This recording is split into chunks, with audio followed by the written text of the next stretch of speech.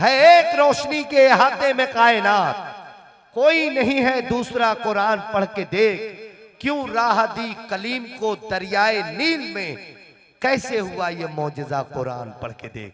मैं बहुत ही अदब और एहतराम के साथ हजरत मौलाना समीउल्लाह नदवी साहब से गुजारिश हूं कि आप तशरीफ लाएं और तिलावत कलाम मजीद से आज की इस कौमी एकता कॉन्फ्रेंस वो ऑल इंडिया मुशायरे का बरकतों वाला आगाज फरमाए। हजरत मौलाना समीउल्लाह नदवी साहब। अऊज़ु बिल्लाहि मिनश शैतानिर रजीम।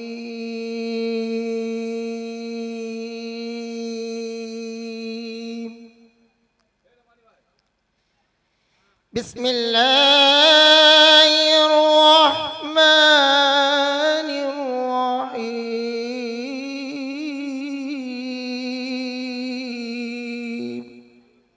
अलम नशरह लक सदरक ववदअना अन्क विज़रक अल्लज़ी अंक़द ज़हरक वरफ़अना लक ज़िक्रक फ़इन्न मअल उसरि युस्रन इन्न मअल उसरि युस्रा।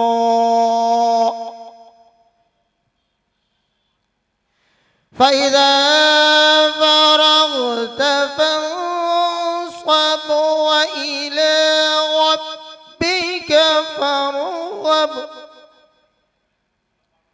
वइला रब्बिक फ़ारग़ब। सदक़ल्लाहुल अज़ीम।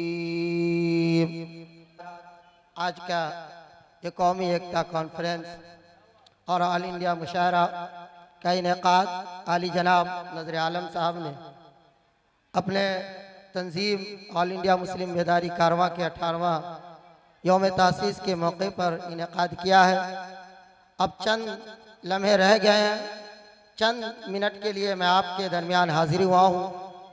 सदर कारवां का कहना था और मैं आज से नहीं तकरीबन सदर कारवां के साथ तकरीबन 15 से 16 साल से शाना बशाना खड़ा हूँ और हर जगह उनके साथ और उनके हमदम चीज़ों को देखता रहता हूँ। यकीनी तौर पर आज ये बात कहने में हमें बिल्कुल भी झिझक नहीं होनी चाहिए कि हम और आप जो आज इस सरजमीन पर यहाँ इकट्ठा हुए हैं, आज जिस सरजमीन से मोहतरमा हिना साहब साहिबा तशरीफ़ ला रही हैं, इसमें सबसे बड़ा रोल इस मिथिला की सरजमीन और यहाँ के लाल आली जनाब नजर आलम साहब का है। मैं आपसे ये गुजारिश करता हूँ, यकीनी तौर पर नाज़िम इजलास ने बड़ी अच्छी बात कही कि एक पैगाम होना चाहिए, एक ऐसा सिस्टम और दस्तूर होना चाहिए कि जब आप जाएं तो एक पैगाम लेके जाएं। तो यकीनी तौर पर यह अदब की महफिल है और एकता की महफिल है, मोहब्बत की महफिल है। उसी मोहब्बत के पैगाम को पूरी दुनिया में जनाब नजर आलम साहब ने जो आज शुरू किया है, ये नजर आलम साहब का ज़रूर पैगाम है, मगर ये पूरे बिहार का पैगाम है। नजर आलम साहब की आवाज़ सिर्फ दरभंगा और मधुबनी तक महदूद नहीं है।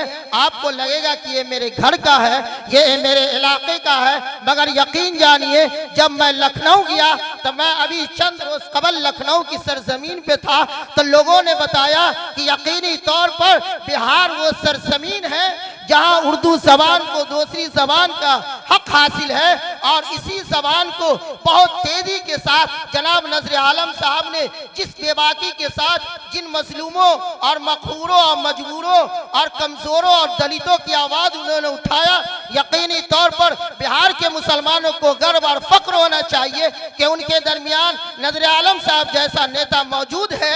लिहाजा हमें कभी भी किसी भी तरह के कील काल से दूर होकर एक जबान होकर ये कहना चाहिए कि हर कौम का लीडर है, हर कौम का रहनुमा है, हर कौम का कायद है। तो क्या नजर आलम साहब मुसलमानों का कायद नहीं हो सकता? बिल्कुल हो सकता है। लिहाजा कायद और लीडर चुनने के लिए कोई बहुत ज्यादा मेहनत, बहुत ज्यादा उसके लिए जिद्दोजहद की जरूरत नहीं है, बल्कि नजर आलम साहब ने साबित कर दिया कि अगर मुल्क हिंदुस्तान में जो एक हिस्सा जो है वो बिहार का जो हिस्सा है, उस बिहार के हिस्से में एक हिस्सा जो है वो दरभंगा की सरजमीन का हिस्सा है, मधुबनी की सरजमीन का हिस्सा है, जहां से हिंदुस्तान की तारीख बदलती है, जहां से हिंदुस्तान की सियासत का रुख बदलता है, जहां से हिंदुस्तान के मुसलमानों का मिजाज बदलता है, जहां से मुल्क हिंदुस्तान की हुकूमत का रवैया बदलता है, उस सरजमीन का नाम मुल्क हिंदुस्तान में दरभंगा है और उसी दरभंगा के लाल का नाम नजर आलम है। मैं आज के स्टेज से ये बात अलग ऐलान कर देना चाहता हूँ कि जनाब नजर आलम साहब ने आज ये साबित कर दिया कि मुसलमान जो होता है, जो रहनुमा जो होता है, वो चाहे जैनिस हो, चाहे वो पारसी हो, चाहे वो बुद्धिस्ट हो, दुनिया का कोई भी कौम हो, उसका रहनुमा होता है। जनाब नजर आलम साहब ने ये कर दिखाया है। लिहाजा मैं आपसे ये गुजारिश करता हूँ कि अब हमें भी और आपको यक सभा होकर, चाहे हालात जैसे आए, परेशानियां जैसी आ जाए, एकदम बिल्कुल एक सभा होकर नजर आलम साहब की जबान से जबान मिलाना है, उनके कदम से कदम मिलाकर चलना है।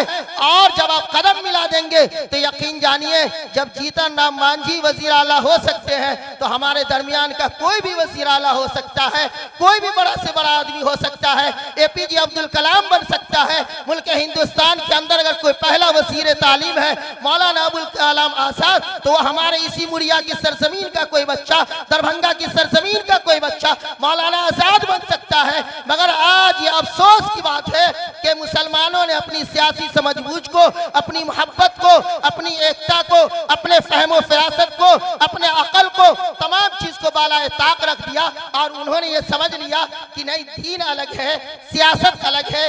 ये सरासर नाइंसाफी हुई। लिहाजा हमें और आपको बेदारी के साथ सबूत देना है कि जिस सरजमीन पर रहते हैं, जब आप बिहार से बाहर निकलते हैं, यहाँ शोरा जो मौजूद है उनसे पूछ लीजिए, ये उत्तर प्रदेश में जरूर रहते हैं मगर इनको पढ़ने का मौका बिहार में मिलता है, खुलकर पढ़ते हैं बिहार में, सांस लेते हैं उत्तर प्रदेश में। इसलिए हमें ये फक्र की बात है कि बिहार वालों, मुल्क हिंदुस्तान में उर्दू ज़बान व अदब जो है मुल्क हिंदुस्तान में बिहार को दूसरी सरकारी ज़बान का दर्जा हासिल है, जहां पूरे हिंदुस्तान से लोग अगर किसी को बोलना होता है तो बिहार की सरजमीन का रुख करते हैं। उन्हें पता है कि नजर आलम जैसा शेर भी मौजूद है यहाँ। लिहाजा मैं एक बात सिर्फ कह के जाता हूँ इस स्टेज से कि मोहब्बत का पैगाम लेके जाना है, उर्दू का पैगाम लेके जाना है। हम तमाम लोगों को उर्दू लिखना भी है, उर्दू पढ़ना भी है, उर्दू बोलना भी है, अपना कायद भी चुनना है, अपना रहनुमा भी चुनना है, अपना लीडर भी चुनना है और अपनी ज़बान का भी इख्तियार करना है। लिहाजा बिल्कुल एकदम झिझक और तमाम तरह के कीलो काल से दूर होकर एक ऐसी कौम बन जाइए जिस कौम का निशान APJ अब्दुल कलाम बन जाए, जिस कौम का निशान मौलाना आजाद बन जाए, जिस कौम का निशान डॉक्टर शहाबुद्दीन मरहूम बन जाए, कौम का निशान तस्लीमुद्दीन मरहूम हो जाए, वो कौम का निशान बन जाए ताकि दुनिया सियासत में भी याद करे, ताकि दुनिया इमामत में भी याद करे। वो निशान बनने की जरूरत है और वो जरूरत आपके बीच है। लिहाजा मुसलमानों को चाहिए, इसलिए कि तादाद उनकी है कि अपने रहनुमा को चुन ले और चुनने के साथ साथ उनके कंधा से कंधा मिलाकर चले और ये पैगाम दे कि यकीनी तौर पर हम जिंदा कौम है, जिंदा ज़बान वाले हैं, जिंदा दिल वाले हैं। लिहाजा हम सबको लेके चलने वाले हैं। हमारा दिल तो वो है कि हमारे दिल के सामने हिंदू आ जाए, सिख आ जाए, बुद्धिस्ट आ जाए, चाइनीज आ जाए, पारसी आ जाए, इसलिए कि हमने यहाँ 950 साल तक हुकूमत की, सबको खुशियाँ दिया, सबको आज़ादियों से नवाजा, मगर मेरा दिल तंग नजर नहीं है। इसलिए मुल्क हिंदुस्तान का मुस्तकबिल यहाँ का मुसलमान है, तो मुसलमानों को चाहिए कि अपना दिल बड़ा रखे, अपनी ज़बान को इख्तियार करे, इल्म को, फन और अदब को इख्तियार करे और अपनी जिंदगी में उतारे।